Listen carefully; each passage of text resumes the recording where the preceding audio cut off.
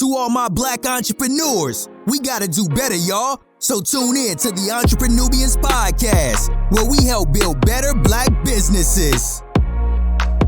Hey. Welcome to the EntrepreNUBIANS podcast. I'm your girl, Tiffany Nicole, the CEO, and that is Lash Trace. It took you a long time to get that out. I almost forgot your name. Yeah, okay. I'm going to forget to give you a ride home. No. What up, y'all? It's your boy, Lash Trace. We are here with the one and only Bakr in the Bakr Brand. What's up with y'all? First of all, I gotta say these glasses though. Yeah, these glasses though. Yeah, they dope. They specifically for the podcast. They're a little hypnotic vibe to them. Right, exactly. Yeah.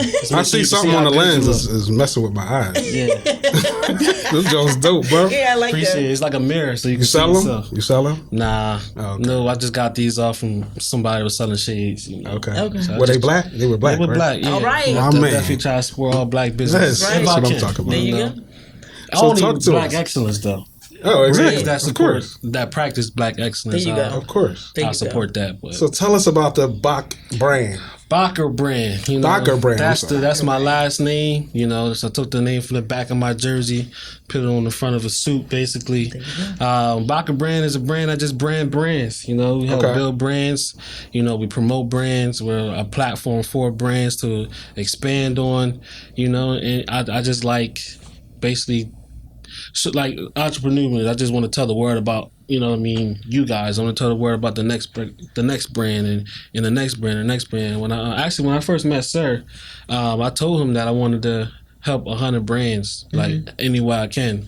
So I think that was like maybe 2 years ago. So we probably had like 300 brands that we connected with right now in the span of 3 years. So that's dope, man. Yeah, a lot of people don't understand what building a successful brand consists of. And it's a lot of dedicated hard work because you building something from nothing. Right. You turning a name that nobody has heard of into a name that everybody knows. That's the goal when you're building a brand. And it's not easy to do.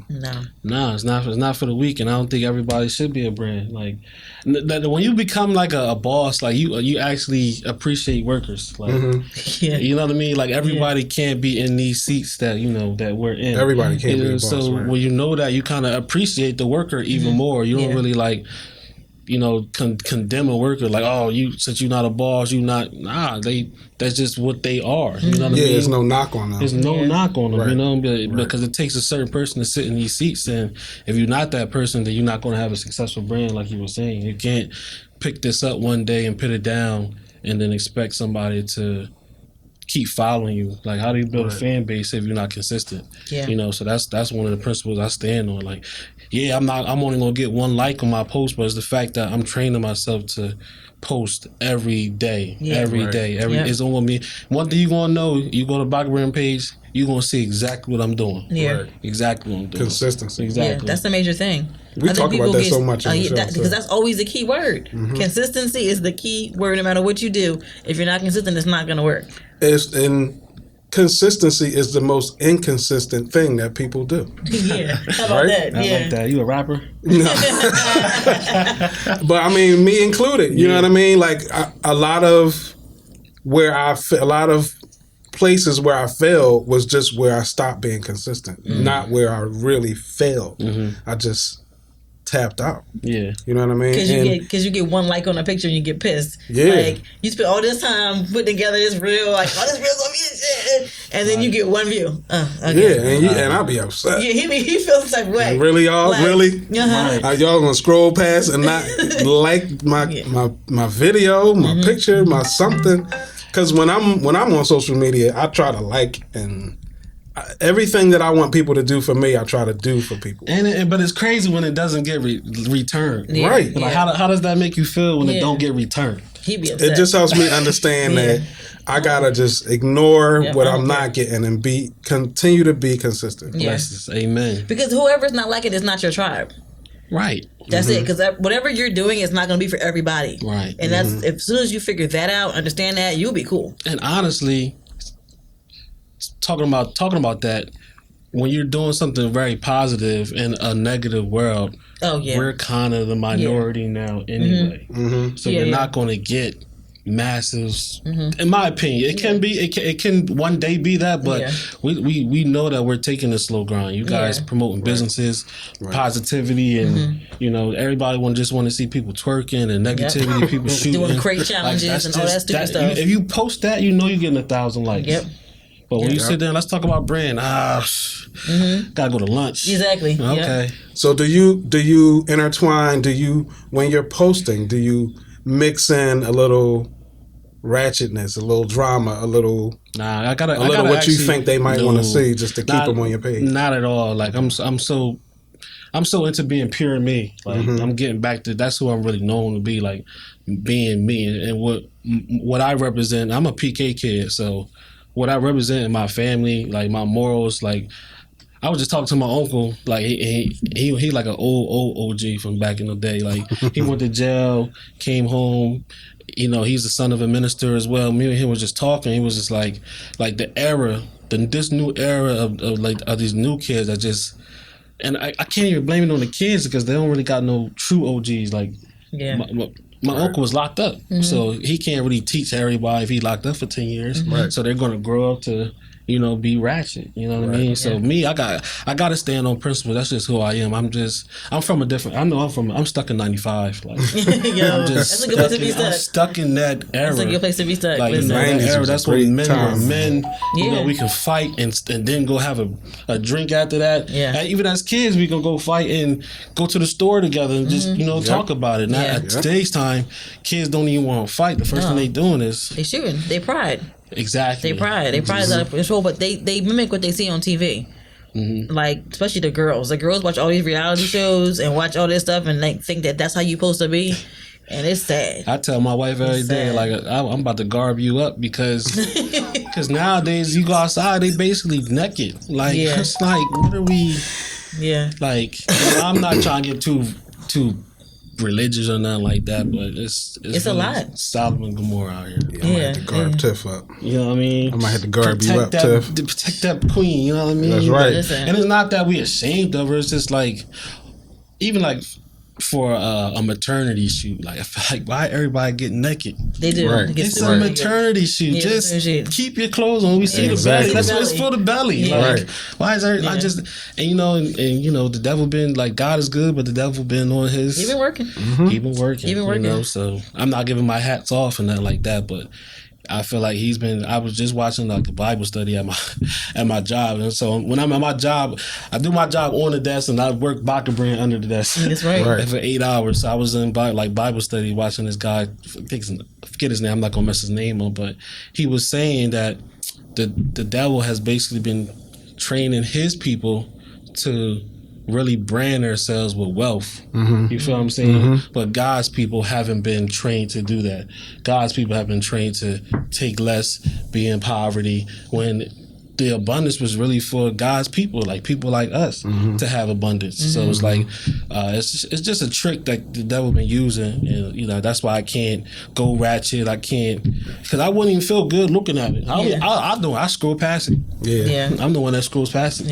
I start unfollowing people like look, exactly because you control what's on your timeline, and then it gets in your brain. It does. Like, you consume all that stuff. You consume all, whether you realize it or not. You consume all that stuff, and it does. It affects your mood, your whole ability to keep moving. Like it get deep. Especially like when you were saying how people want to give you one like, say you in that frustration, and then you just see people shooting. It's unconscious. It's going to fuel that. You know what I mean? Instead of getting that out the way, instead of getting that message out your head, you need to get a message like, oh, well, it's only one. How can I get two? That should be the motivation. Like, how can I get two? Once you get two, how can you get four? But I gotta keep my brain pure and align with my inner God, because I think I know I'm not God, but I'm like him.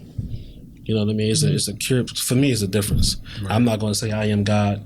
I'm going to say I'm like him. So you mentioned queens earlier. Shout out to my queen. The record label, the female artists. So it's not a record label. It's not a record label. FLOWTUS is a collective of music that's one of Bakr Brand's first projects that we put under the brand. Okay. So these great artists, they are all females, but it's not a record label. They just basically are on one album. It's a compilation album, and it's still living today. And it's called FLOWTUS. It's called FLOWTUS. Yeah, we still shooting videos for it 2 years later. I'm not. That's a living album. We're actually kind of remixing songs on there now. So who are the artists that are on FLOWTUS?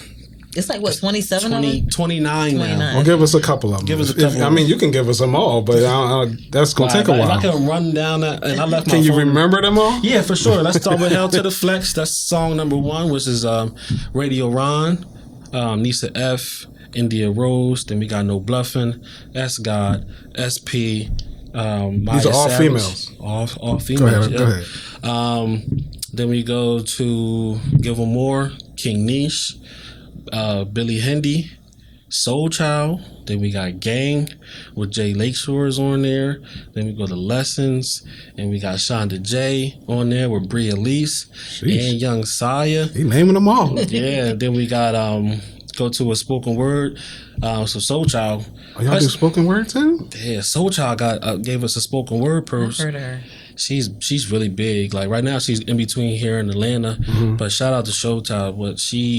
What she did on there, she has the spoken word, and then she's on a song called Gang, which is her with a whole bunch of rappers, trap rappers. You know what I mean? So she's she's doing spoken word. No, she's doing. Her content is real positive. Okay. So she's in the trap speaking positive while around her, and she's still keeping up the rap. She can rap with anybody in any room. That sounds like a dope concept. Yes, exactly. Then I got my mom on there, Jay Stewart, who is introducing Jasmine Wright, who put a mantra on there.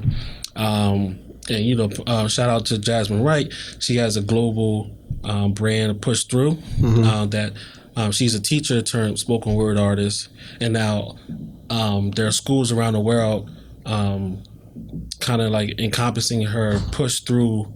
How do I say it? What is when the teachers give you the curriculum? Curriculum. Okay. Yeah, so she has a global curriculum of Push Through that went global from a 4th grade video. So now she goes all around the world. She's even been on TED Talk. Damn. Nice. That's major TED Talk. That's super major. Yeah. The people that we have on there, then we go to Rail Rock, then we go to Joe Rivers, and then we go to Miss Mimi, and then we got Avi, who don't have no music out, but she only did a song for us.